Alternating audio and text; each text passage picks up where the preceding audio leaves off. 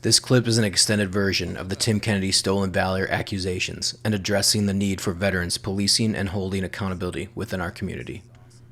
I do want to get into, because this is a significant lift I'd like to talk about. Okay. And let's talk about veteran culture, influencers, and the start of Antihero and the origins of getting to that. I'm glad you brought that up in the way you brought that up.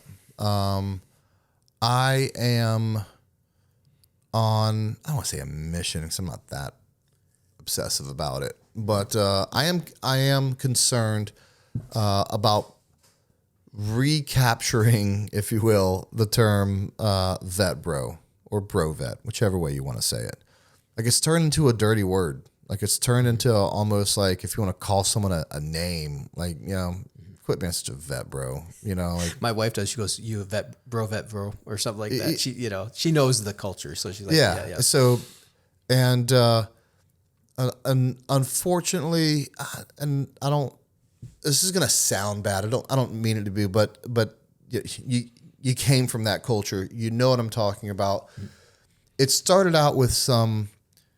I don't really want to use the word immature, but we're going to use that for a second, of some immature vet comedy, silly, slapstick, you know, over the top, not very professional, nor were they trying, and they weren't trying to be professional, you know, and that just went on for years, and I think people got tired of it eventually. I don't think the comedy or like the personalities grew as the people, their consumers grew.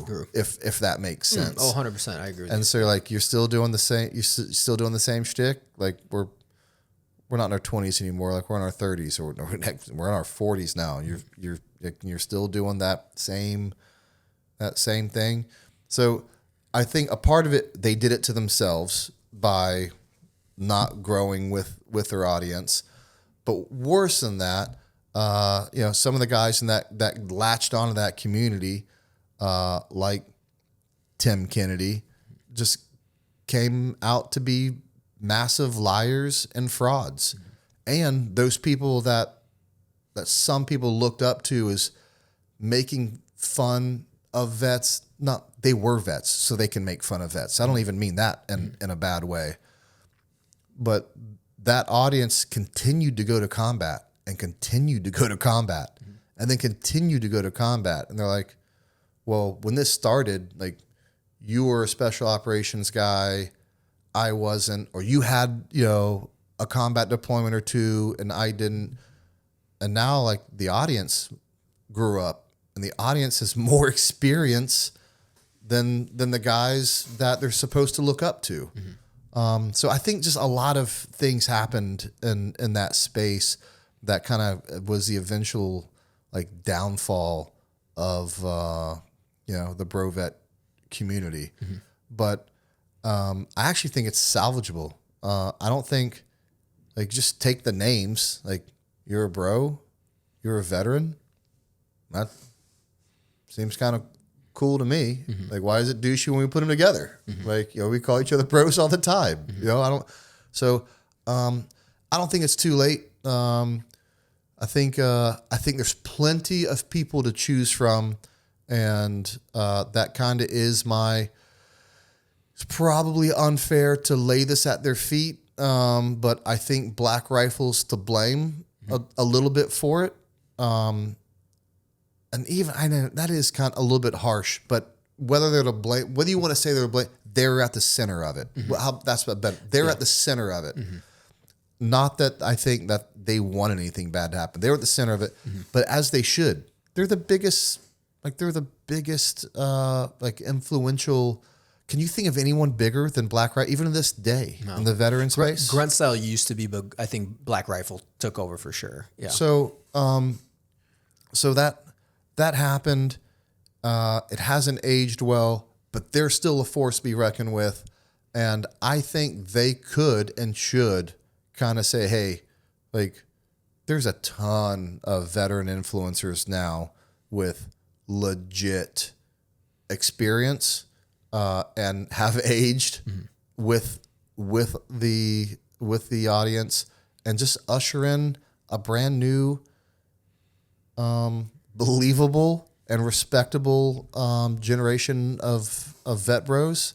And I think that's how you solve it. I think it needs to be done, to be honest with you. Yeah. What do you think? I agree. From my assessment, that's but it's an honest question. Yeah. What's your take on that? I agree with you 100% because I worked at Black Rifle, Right. And they were, to give them credit, we were trying to move on to other documentary type stuff. They did the silly stuff and everything from the years prior. That always hit. Right. And it was, there was not like it was actually like meant to be a battle within. I just think it was like, it's kind of like those subconscious things. Like we were doing serious stuff. Like I was making many documentaries on guys that were doing amazing stuff outside of their service. And it was really cool.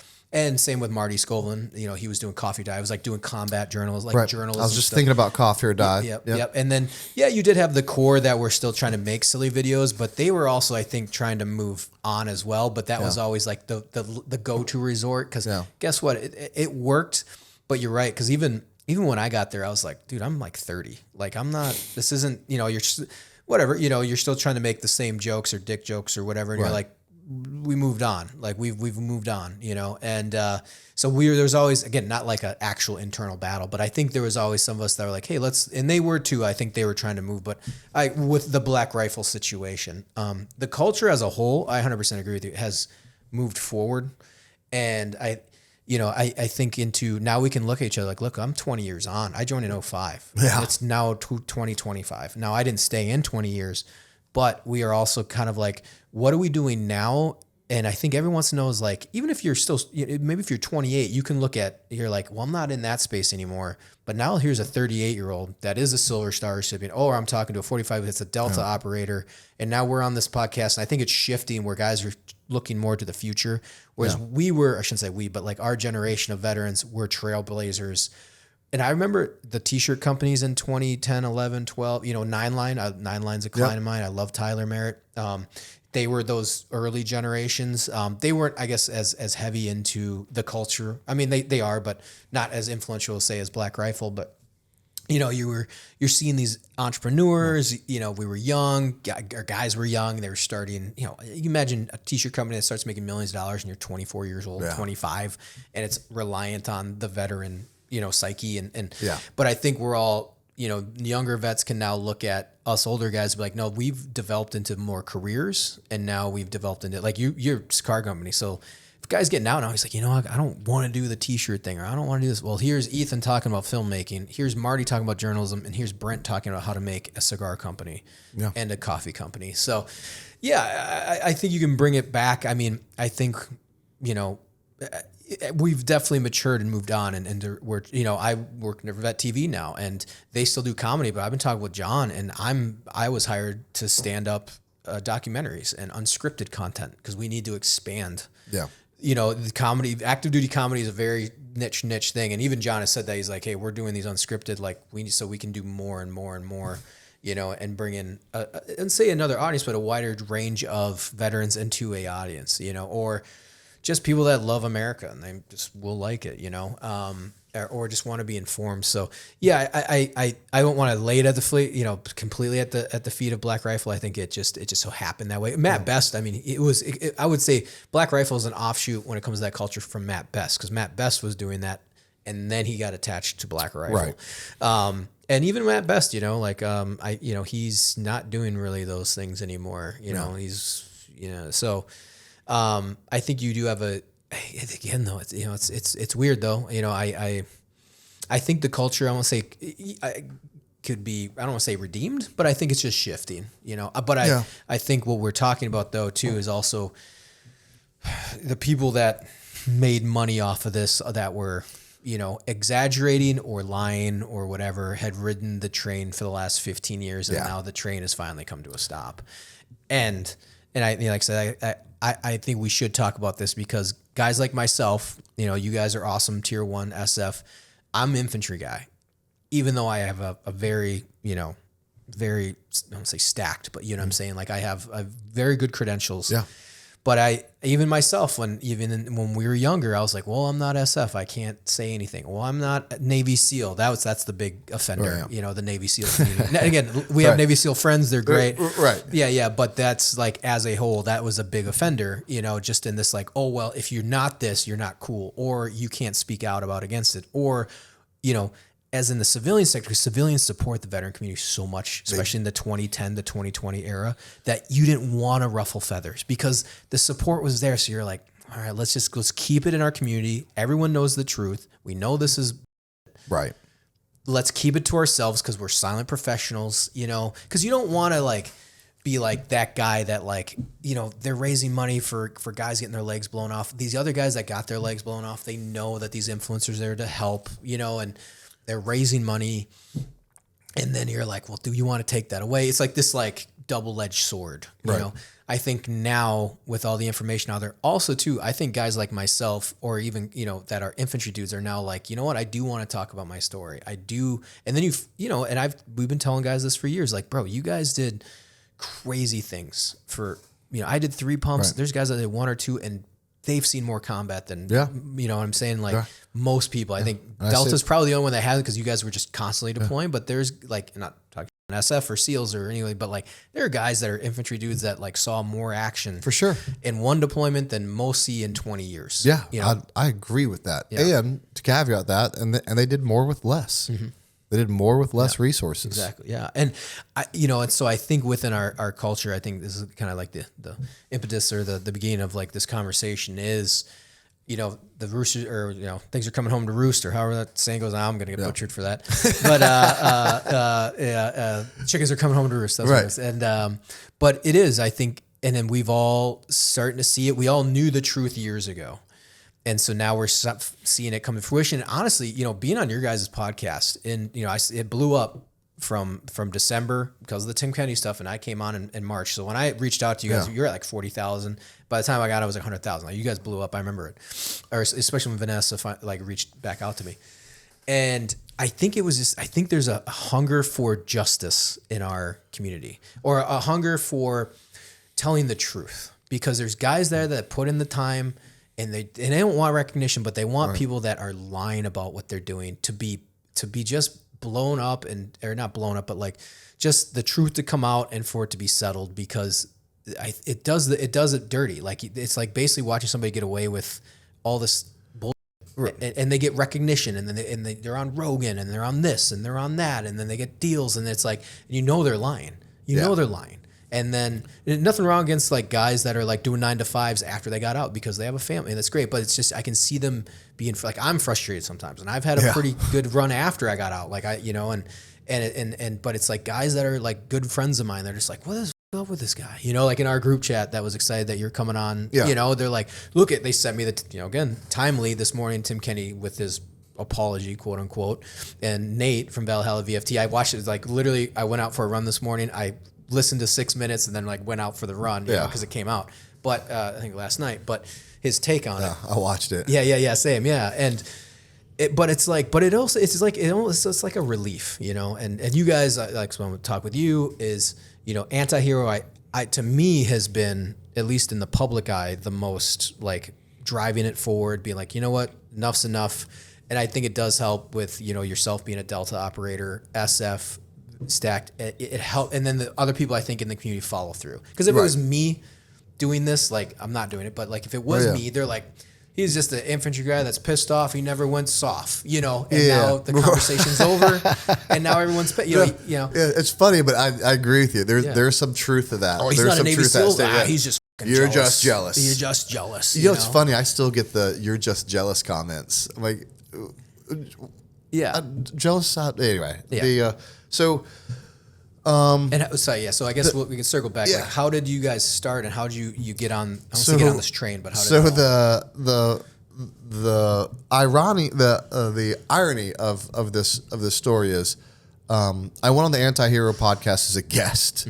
I forget what episode it was, like in the teens or 20s. Yeah, I look back at it. It's just yesterday. I think it was like teens. Yeah. And I had done like a news like a local news reporter came out to FRCC. We had just started to talk about this new company that was giving part of its, proceeds to benefit first responders, veteran owned. They were just doing a puff piece on us. A local cop by the name of Tyler Hoover picks it up and contacts me through FRCC. He's like, hey, just shot in the dark. I'm a current sheriff deputy here in Central Florida in your area. Would you be interested in supporting me by coming on the podcast? I was like, I would love to have you. He's like, I don't even know if you do podcasts. And I don't know if I'd done a podcast before that, but it's in my own backyard. It's a little bit safe because it's small. I'm like, well, no one's really going to see it. A first responder is asking me to do this. So I go to his house, and it's in his office, and that's his podcast studio. And we do the podcast, and it's like, it's his best podcast. It gets 1,000 views, which was a lot for him at the time. Made me feel good too. I'm like, oh man, that's your best podcast. Nice. He asked me to come back with another cop just 10 episodes later or whatever, just to be a guest. And the other cop was actually a meme cop, current cop, but did actually makes memes on social media. Yeah, and I actually followed her meme page. Didn't know she was a local cop, and her memes were savage. And I was like, heck yeah, I'd love to meet her. And I can't believe it's a female cop. It was. Well, and so I went on that one, and she started the whole thing by asking the question that honestly started it all. We're an hour into the podcast, and where it gets really comfortable. You're just talking, forget the mics are there, good chemistry. And she's like, hey, did Rob O'Neill really kill Osama bin Laden? And I looked at her, I was like, kind of thought, that's an odd question for you to ask me. But I was like, F it. I was like, no, Rob O'Neill didn't kill Osama bin Laden. It's the worst kept secret in all of special operations. Everybody in the community knows it, has known it for years. And the SEAL community really should come out and say something about it. But the truth is, they're probably too professional to come out and even deal with that. And Rob O'Neill's a piece of work for taking credit for something he didn't do. And the next day, my phone goes crazy because apparently Tyler couldn't wait. I say this tongue in cheek like I'm mad at him about it. I'm not. I understand. And he knows what he did. And it was a good move. Cuts this short reel. It says Delta Force operator calls out Rob O'Neill, and it goes viral. I would have done the same thing, and it goes viral. And I'm like, oh man, I forgot I said that. But then I got a lot of support from team guys, of course. About time someone said this publicly. We've always known this.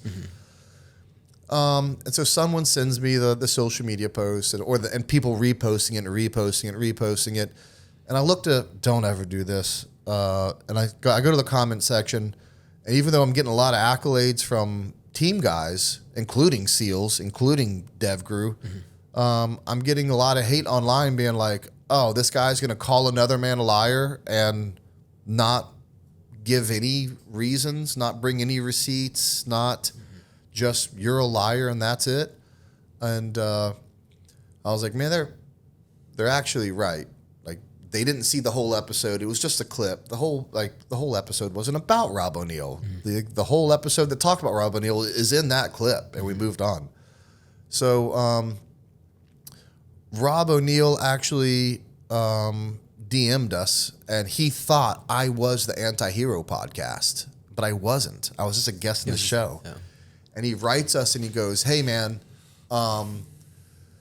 it really hurt for you to hear a Delta Force guy say that about me. I don't know why you'd say that about me. I'm a big fan of Delta and always has been."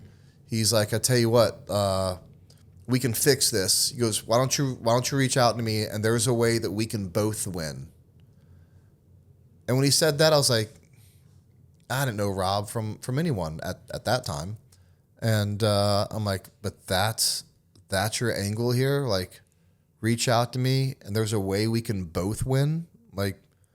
It's just, I don't normally talk about DMs because, to be honest with you, there's a lot more I could talk about for other people I've talked about. And there's a lot of things that will always stay between us. But that's the only one that I talk publicly about because it was because Rob's probably Rob's Rob. Just leave it at that. So I knew he was a piece of crap then. And so, and everyone else is like, hey, like you called a man a liar and gave no reasons for it. So I decided at that point, I was like, you know what? Rob's a piece of crap. They're mad at me for not giving reasons. Sounds like I should just do a podcast and give all the reasons. And that's what I did. And for like 2 hours, I forget how long it is, I just completely picked apart his story, both as a tier 1 operator with, if I had no knowledge and just looked at the facts, and of course, with all the phone calls I had made with guys on the ground, and even guys in the room that were with Rob. And for people who don't know, and it surprises me to this day that people are like, well, it's just 2 different versions of the same story. Like, what's the problem? Rob O'Neill claims to be the only man in the room with Osama bin Laden and shoots him in the face, takes all the credit, says, me, only me, no one else. I was the only man in the room. When the true story is, the point man going up the stairs, Red, kills Osama bin Laden in the doorway, and then a team of 4, go into the room. 4 guys went into the room, not you by yourself, and Red, the point man, killed him. Like, this is not 2 versions of the same story. One couldn't have been any more of a piece of crap move of taking credit away from another guy and calling it your own and pretending like you were the only guy that went into the room. Like, could you even imagine the level of narcissist, of the level of selfishness it takes to do that? Like, it's mind-blowing. Yeah. Yet he's got away with it for years and years and years. He just did an interview with Tucker Carlson. Like, even though our podcast did a lot of damage and exposed him, and it's got hundreds and hundreds and hundreds of thousands of views, like, he's still out there making money off of a lie. It's insane. I think that's, like I said, I think our community now, it's blown out. And so everyone in our community knows, like in the veteran community, Right. It's always that spillover into civilians. And I feel like the key I shouldn't say key influencers, but the key people that I think a lot of people are kind of like, hey, do you know this about this guy? I think that's starting to seep in. I think Tucker Carlson doesn't track the drama that goes on He doesn't. And so you're kind of like, well, yeah, he's talking to, but like, who else now is he going to talk to? Because now your rep is now out there. You can now Google somebody.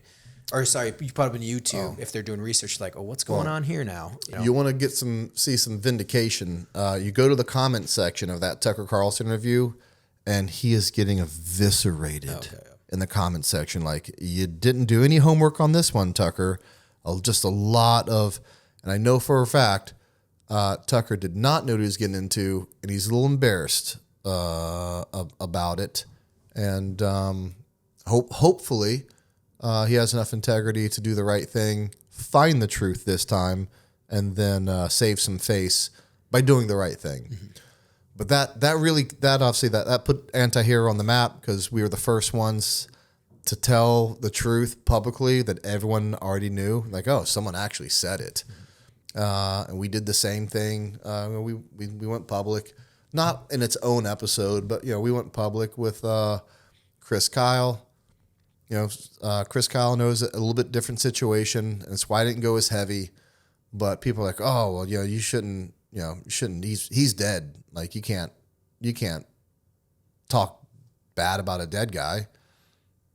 Well, he still said those things. He still pretended to be something that he wasn't. Like, you don't get to rewrite history just because someone died and be like, well, he died, so that's the end of that story. Like, he's off limits. Everything can be done respectfully, but so he's a known liar in the community. Marcus Luttrell finally came out and was like, I didn't even write my own book. The Navy wrote it for me. Mm-hmm. everything about Marcus Luttrell that, again, within the veteran community, we all already knew was true. But the big one, and like to catch up to today, to literally today, to this morning, yeah, was the Tim Kennedy episode, which we released in December. But that was a unique one because a lot of people disliked Tim, but no one really knew why.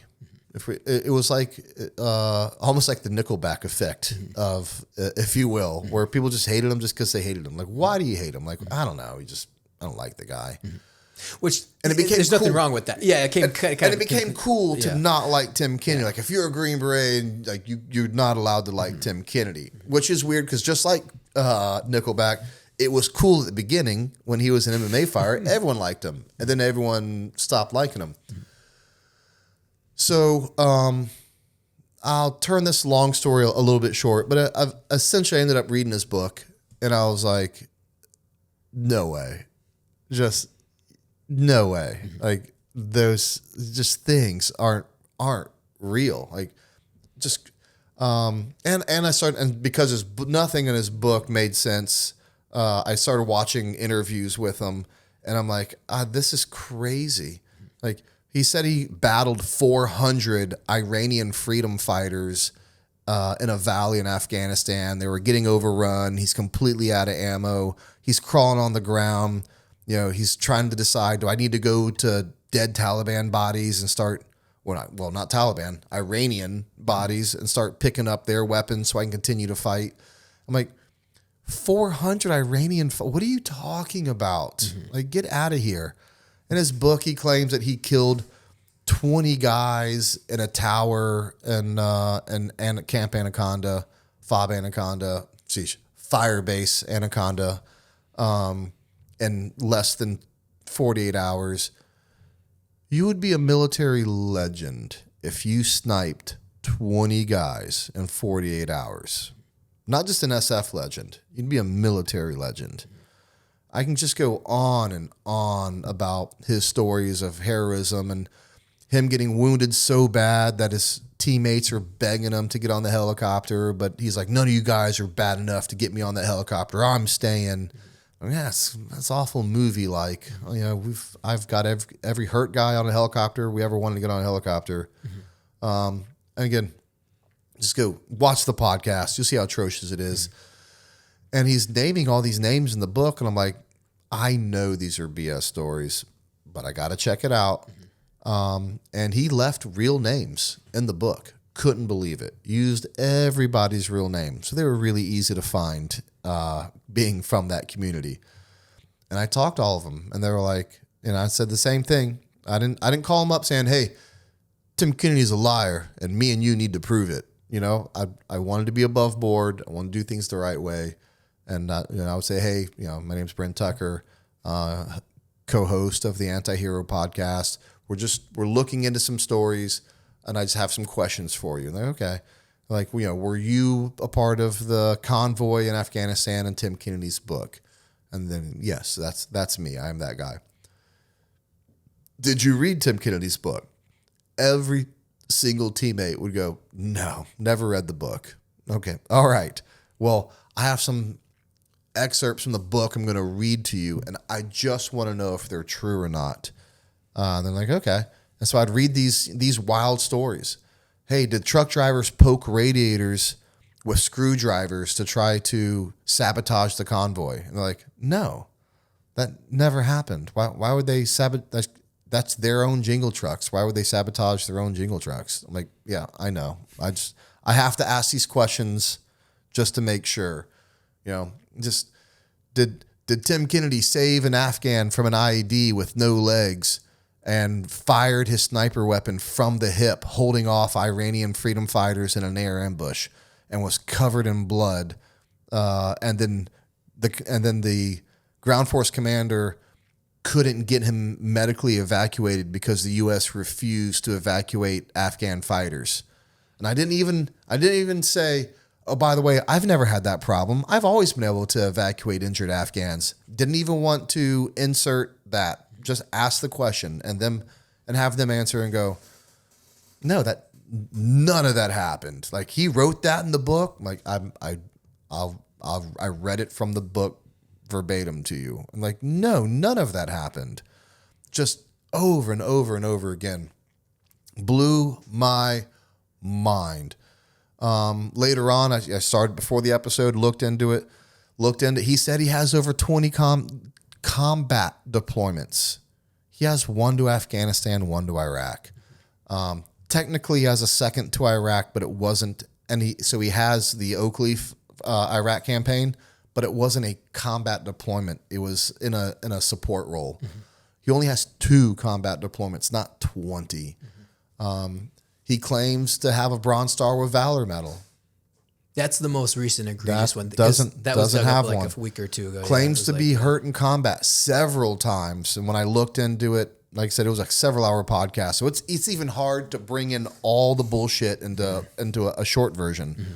He doesn't have a Purple Heart, and has an excuse why he doesn't. And the irony is too is like for the amount of embellishing and storytelling, if he actually received a Purple Heart, he wouldn't stop talking about the Purple Heart or a Bronze Star, like truly earned it. Like, hey man, if you truly earned it and you run your mouth, you're not a silent professional, but at least you had earned it. At least you have a Purple Heart. Are you running with it? Yes, but at least you have it. Right. Yeah. So you imagine if he actually would have had one, he wouldn't shut up. He wouldn't shut up about it. And which is egregious because you have one, I have one, I have friends that have one. It's like you don't mess with that. Like and by the way, people will check. They will absolutely cross-check. Yes, they should. You can 100% cross-check. Trust but verify. Yeah. Are you kidding me? And by the way, the amount of stuff he would have cashed in on being a official combat wounded veteran. I mean, like, he would have been even higher in scale or whatever you want to say in profile because here it is, And so I think it's those receipts, like you guys have been talking for months. And it's kind of funny too, because I've met him once. He was nice in passing. I think some of the guys had told him who I was only because my battle was with 10th Group Special Forces. Okay. So it's probably that's the Marine who's a producer that was with SF and all that stuff. And so he was nice. He was like, oh, hey, nice to be like, hey, it's good to meet you. It was actually like, oh, I know who you are. I was like, oh, nice to meet you. And that was it. And then he just kind of walked away, whatever. But yeah, I mean, it's just, it's crazy. But then it's like when you guys start covering and I start seeing the clips, and I've never really watched a ton of it. I just know of the ether. Yeah. And I'm watching interviews with them and I'm like, oh, of course he's lying. But it's like now after the fact that you guys have done it, but now it's like, watch one interview with him and tell me he's not full of shit. And I've never actually watched an interview, it's just like, I just know of this. I've heard him on Rogan, granted it's just like, he's always like, da-da-da. And I was like, well, a lot of people like da-da-da, whatever, and maybe he doesn't play up as much cause he does play it up, but it's like, like the Afghan evac stuff, we can definitely get into that.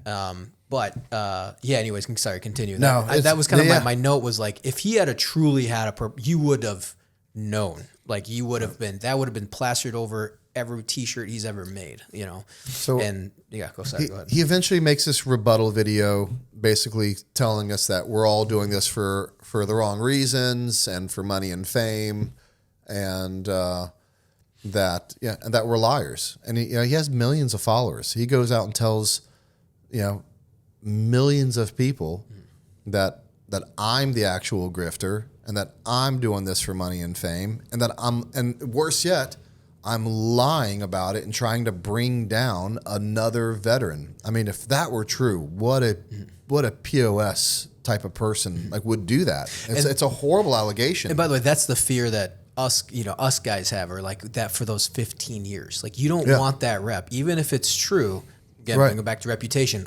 Even if I attend, because I've been talking about this since like 2008 with like Lone Survivor, and I've talked with other buddies, that have friends there, and it's tough, I get it, especially with the families, but it's like and then some of this other stuff, even with like the Bin Laden raid, it's like I'm starting to hear these things, but I am just an 03, you're just a wannabe piece of shit, and that's exactly the tactic that's been taken with that video. So sorry, I just wanted to that's why it went I think so long. I think that's why our community let it slide, because of exactly what happened. You had a guy with $1 million, and by the way, if you don't verify it, try going to a nonprofit, knowing you're the guy that tried to bring down Tim Kennedy because you're a piece of well, Tim Kennedy called you out, and now your name is out there, and now that's on your reputation, But he, yeah, so, and then he's really good at playing word games. And not word games that would make sense to me and you, but word games that make sense to his base, which is civilians. And so he wrote a post that said, I earned Valor awards for every single deployment I've ever been on. And by the way, it's just two separate, but he's also claimed to have been on 20 deployments. So do you have 20 Valor awards? And I made the comment, you don't have one Valor award. I have your DD-214.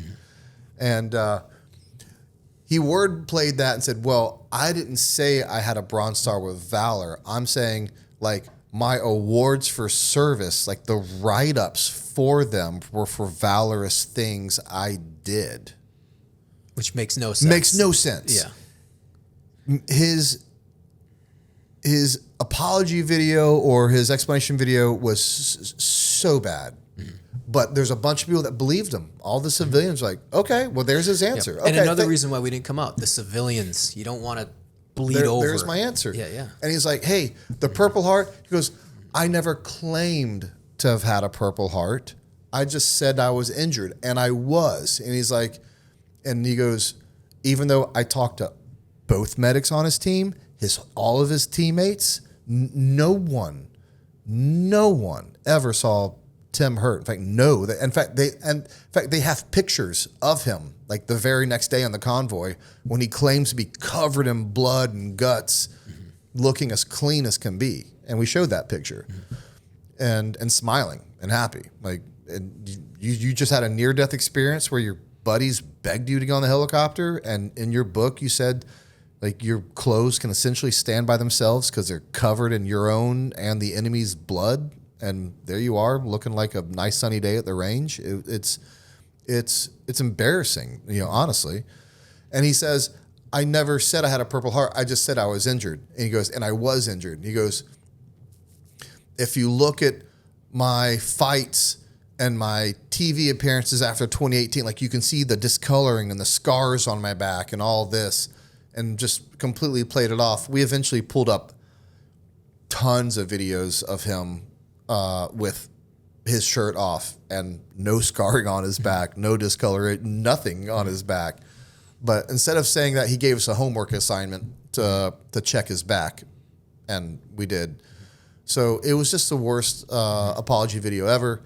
And then that started the tidal wave against Tim Kennedy that just never ended, because there was a lot of people who didn't like him but didn't know why they didn't like him, and now they have evidence. And like, I thought I didn't like that guy, but now I know why. And people, I did research for months before that video came out, and now you have thousands and thousands of very motivated veterans scouring the internet for anything and everything Tim said. And because Tim loves Tim, I don't know if there's ever been an interview he has said no to. So there's tons of stuff out there. And just a month ago, someone found a very small podcast interview of a guy saying, hey, Tim Kennedy, says here that you're a bronze. And he says, again, adamantly, straight out, I never claimed to have a Bronze Star with Valor device. Well, in this podcast, the interviewer says here that you're a Bronze Star with Valor, recipient. He goes, and he says, yes. He goes, that's awesome. Like what's the story behind that? Like, how'd you earn it? And he goes, well, we were in a firefight, and there was this bad guy, and he was armed, and I shot him before he shot me. And that's his story of how he won a Bronze Star with Valor. It's the craziest, cringiest thing you've ever heard. That clip gets put out and goes absolutely viral. That's in the last 2-3 weeks, right? Just 2 or 3 weeks ago. Yeah. And you can't deny it anymore. Like, everything the Anti-Hero podcast said about you has turned out to be true. And the things that you really doubled down on, we all knew weren't true. And now we actually have, like, if the smoking gun wasn't enough for everything we said, you said it with your own mouth. And you already said that you didn't say it. Of course, they clipped that together to prove a point. It was bad. And so he eventually made an apology about it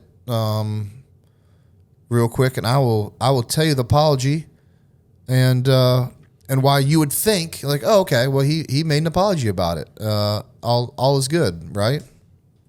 Let me just read this to you just for a second. I want to take full and unequivocal responsibility for a serious mistake. Over the years, I made public statements and gave interviews in which I unintentionally misstated aspects of my military service. Most notably, I implied directly or indirectly that I had been awarded the Bronze Star with Valor. That is not true, and there is no excuse for it. I never received the honor, and I deeply regret suggesting otherwise. And then he goes on with his apology. Mm-hmm. He wants to take full and unequivocal responsibility for a serious mistake. Yeah. Like, if I made a mistake is something you make unintentionally. Mm-hmm. So it's usually, no, you intentionally lied about it. And then I made public statements and gave interviews in which I unintentionally misstated aspects of my military service.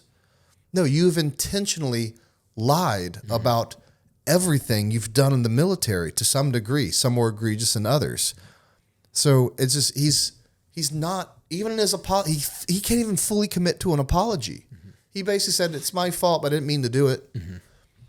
And of all the things you don't want to apologize for saying you've been wounded several times in combat. Now, what's the specifics? Because I do want to, just specifics. He said he was wounded, correct? Not injured. Yes. Because now we're playing semantics and word he games. Will play semantics, but no, yes. He said he was wounded. Wounded in combat. Again. Yep. When you say wounded, because some people were like, well, he said, because, again, people that don't live in this world but are kind of tracked, they're like, well, because I was talking with Scott the other day, and he was like, well, he said he was injured. I was like, no, I'm almost 99% sure. I'll check with Brent. I was like, I'm 99% sure he said wounded. And then Scott was like, okay, because Scott was like, I was injured in a combat zone. Yes, is it misleading? It's not, but he has said he was wounded. Right. And wounded, I don't even take those semantics. Yeah. I was injured by grenade fragments. Yeah. No, I agree. Those are just two of the same words. Exactly. But I'm saying he'll squirrel himself out, which he did. He will try. He was like, well, he said he took shrapnel from RPGs and grenades and firefight. Which again, if he actually did, he wouldn't have shut up about it with the Purple Heart. We'd have had pictures all over Instagram about it. He'd have well documented himself. He's the Kardashian of special ops. Mm-hmm. So you have two now, which is Purple Heart, Bronze Star with Valor, for sure. Locked and done. Locked and done. Yeah.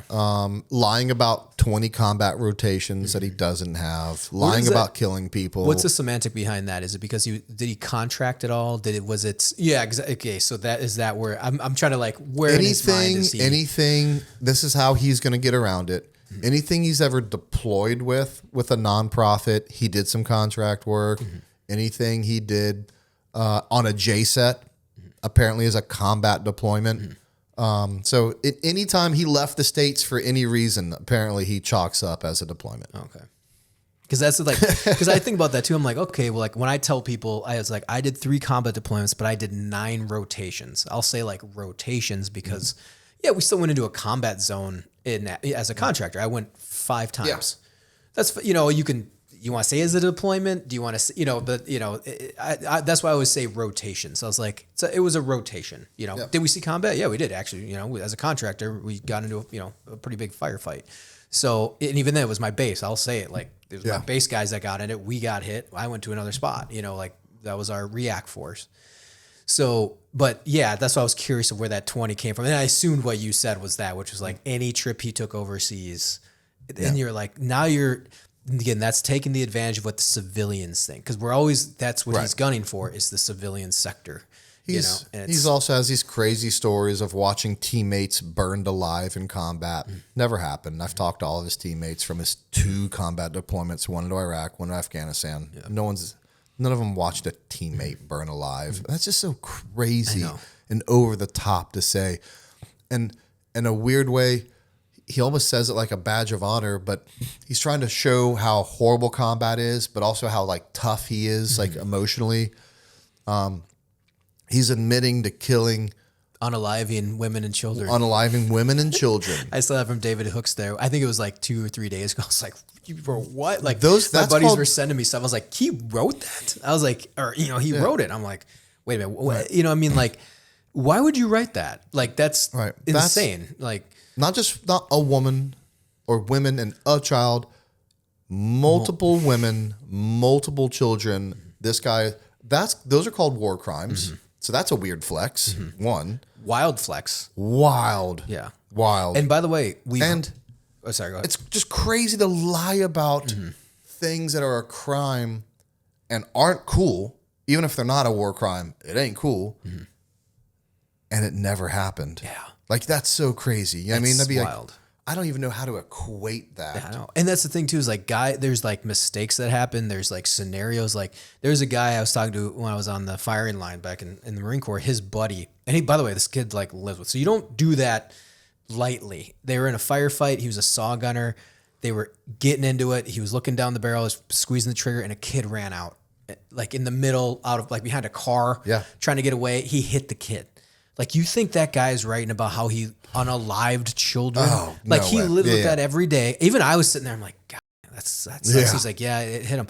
And I think to that, like, guys, it's like, you write that you were unaliving women and children. Like, I mean, I've had an incident where I had to stop a guy from bombing a village. He was going to put all the mortar systems and IDF right into indirect fire, right into this, because he tweaked. He just snapped. We were relieving them on a QRF.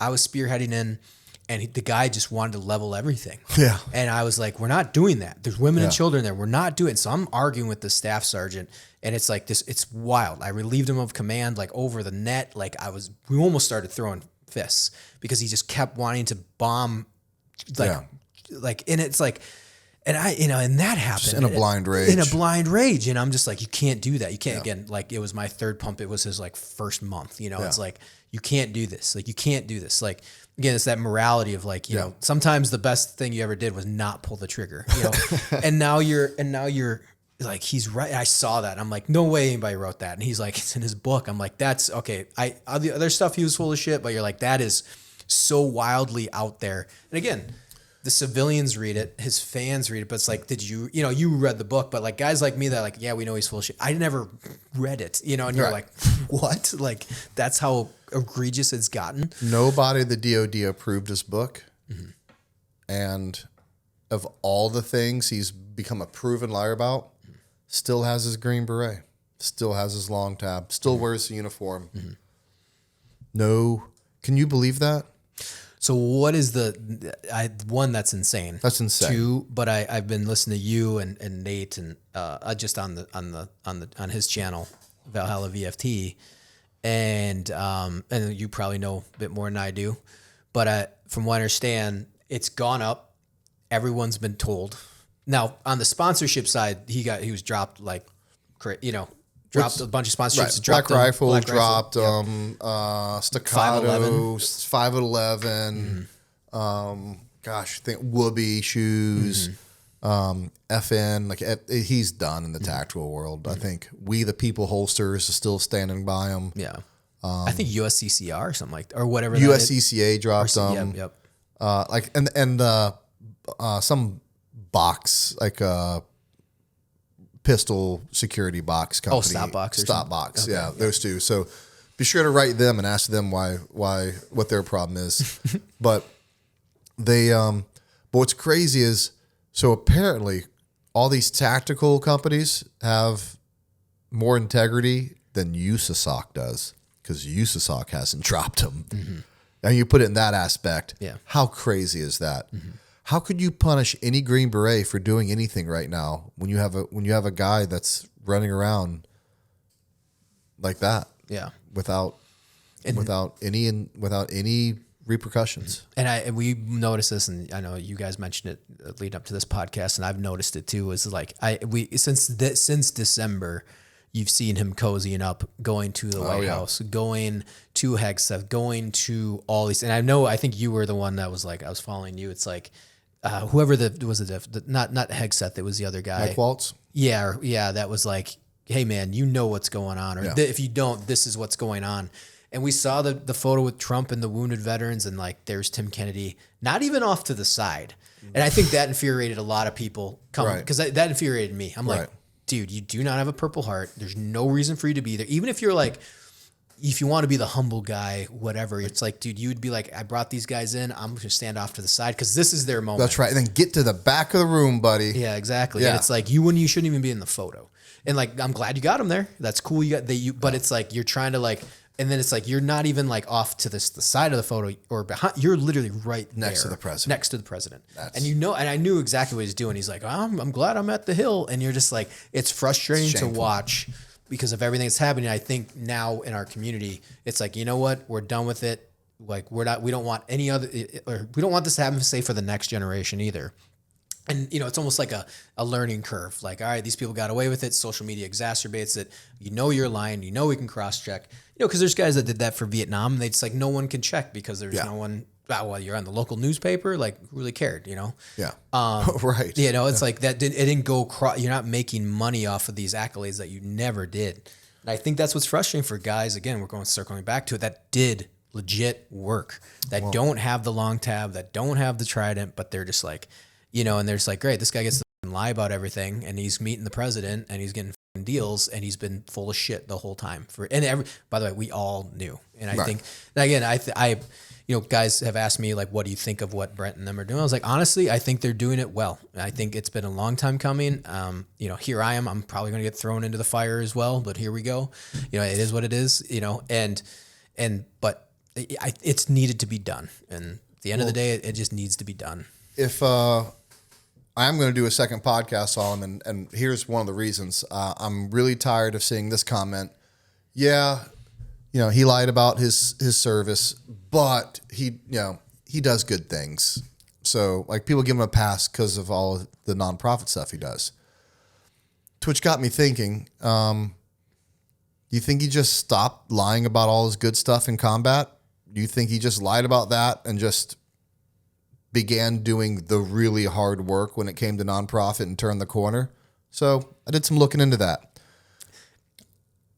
I think you can take I don't want to do a big reveal or anything. No, yeah. I was like, I know exactly what you're talking about. Yeah. In our next episode, all his nonprofit work may be a lot like his combat work. Mm-hmm. Let's just say that. And one of the reasons I decided to do it was because, he had left the tactical world, and hey, I can't control whatever USOC does. But the way he's cozying up to DC, and DC apparently doesn't know any better, by doing that is so selfish. He is going to bring really good people down with him because they thought he was some hero, and he's not. And it's a very, very selfish thing for him to do. Mm-hmm. So we'll do another episode and expose the nonprofit side of him. Besides that, and the last thing I'll say about the old veteran community is, hey, who's going to police the veteran community? Only veterans can police the veteran community. And I've said this before, and I'm really passionate about this. Mm-hmm. The veteran community really is like the last, bastion of respect this country has. I don't think it's right, but police officers have lost it due to a minority, small fraction, few police officers apparently got lumped in. And, a lot of people don't respect police officers. A lot of people do. But at the end of the day, they've lost it. Well, even though it was only a few, the police didn't police themselves. That's how they lost it. Service to the country as far as like political service, lost respect a long time ago. But guess why? Politicians parties didn't police themselves and let dirt bags run amok within them. So the only thing we have left in this country that we still respect, and ain't athletes, it's our veterans. We respect them. And if we don't ferociously come out and protect that, then we will lose that too. We will lose it. Because if there's no repercussion for lying for fame and money, then more people will do it, and more people will do it. Like, someone's got to hold the standard. It has to stop somewhere. So I'm really appreciative after we came out with this story, people like Valhalla, with Nate and Jay from the Green Beret Chronicles and David Hookstead with his podcast, and anyone else who picked it up. I'm grateful for it, because we wouldn't be talking about it now if it was just, maybe we would, maybe we wouldn't if it was just our podcast. But the veteran community got behind something and held the line. And you're continuing that by being willing, to talk about this. And you might take some heat for it. Like, it's not a lot of negative comments about doing it. But as a veteran, and I've known you long enough, you're doing it because it's the right thing to do. I appreciate that. No, I like I said, I appreciate you.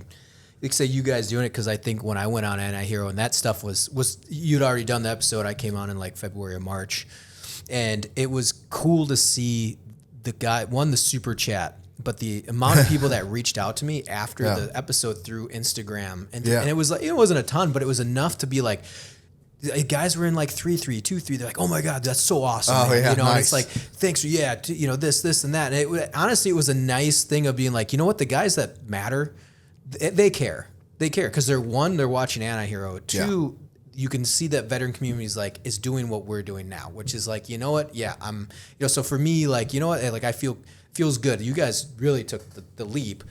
And now I think we're just kind of following through, like, yep, we're backing you guys up. Like, Tim I'll take Kennedy, it. Yeah, I'll take it. Yeah, like, you know what? He's not wrong. Tim Kennedy's full of shit. Like, by the way, at the very end of the day, he didn't have to do it. He was a Green Beret, UFC fighter, and you're friends with Joe Rogan. You could have rode that into the ground. You would have gotten further just being humble, bragging, like, I done some stuff. Right. Yeah, which most of us do, which is like, we did stuff in our era, but you know what? Guys that worked as a mechanic for 4 years and they got out and got a degree, made a business, good on you. Like, you started companies, you didn't see any combat. The guys all the time, to me, they're like, "Oh, I didn't see anything." I was like, "That's cool, man. You signed the paper." That's right. You rose your hand, you did it. You did it, and there's nothing wrong with it. Yeah, I got lucky. You push forward, you got, like I would say luck, but it's still like you hit the right time. Guys get lucky with the timing of the wars. I could have been, you guys probably know guys in the 90s that served out. That's right. They didn't see anything. Say nothing, even like some Delta operators, or Rangers or SF. They're like, I served in the 90s. Nothing happened, whatever. Cool. Like you did it, but what you guys are doing. And again, the veteran community, is behind you. Even I feel confident with this too. Like, I feel like everyone was in their own little island, and now everyone's together. Like, oh, we're in this gunfight together now. Like, I know Delta operators, and I know guys, friends, and like we have mutual friends in Dev Group. They are like, you're correct. It's like, okay, everyone knows my reputation now. Like, I've had my name's out there enough where you can Google me, and also, like just like you, people are going to attack you. It's like, all right, well, if you got it, bring it on. But there's nothing out there that I've lied about. It's like I've even downplayed. It's just, I feel like we're all in that same fight together, and I agree with you, especially with the veteran community when it comes to respect. And I think that what you hit the nose on the head was we need to police our own. Yeah. In the last 15 years, we let it run amok. We did. Even with nonprofit stuff, how many look at Wounded Warriors, and that spilled into the public. For by sure, the way. Yeah. Even like civilians are like Wounded Warriors. Like, great. Now they think every nonprofit is stealing money and giving it to Mark Wahlberg. You know what I mean? Like, and it's not Mark Wahlberg's fault, but like, you know what I mean? Like, it's like. And the horror stories that came from that, and my buddy runs Warfighter Scuba, and he hates the nonprofit world. So like immediately when you brought up the nonprofit, I'm like, ooh, we know some people who have definitely taken advantage of that, who have all sorts of stuff, and it's like, oh, that's going to be the next step, Talking to, I'm a part of a nonprofit called the Sentinel Foundation. We do child rescue. And that's I went to Ukraine with the Sentinel Foundation. I'm in Thailand with them, Colombia, Peru, Haiti, all around the world with those guys. Great dudes, great organization.